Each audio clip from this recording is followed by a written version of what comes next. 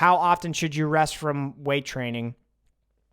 We've mentioned the word plateau quite a bit throughout this article. And I want it to serve as a motivating factor for you to get more rest because, like I just said, if some is good, more must be better.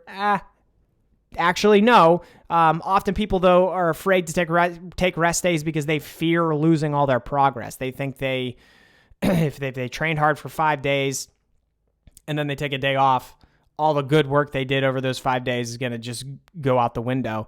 And that's not how it works. Or you think like if I take 2 days off or if I take 2 days off during the week or more, you won't make progress. You'll just stay stagnant. And we need to be extremely clear about this.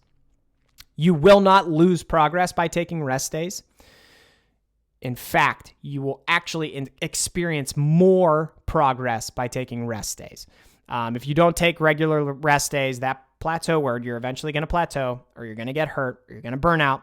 So hopefully I've helped convince you of enough to know that rest is critical and beneficial.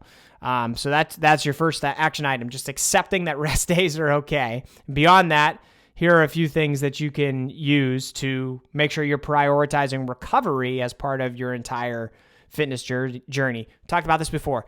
Give each muscle group at least 24 to 48 hours to rest and recover from a training session.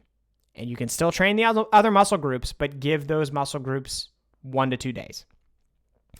Take 2 to 3 full rest days each week as well, where you're not weight training at all. You can still do those leisurely activities. You can still be active, but let's stay away from the weights.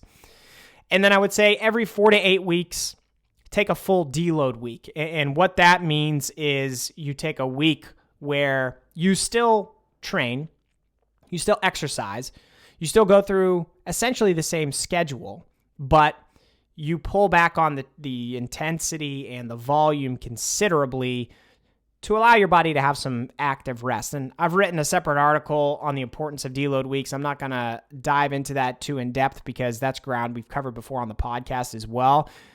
In the article, How Often Should You Rest from Weight Training, I link to that article about deloads if you want to lose more, or if you want to learn more about how that works. But it's a week of time where you scale back training volume and intensity dramatically in order to promote recovery.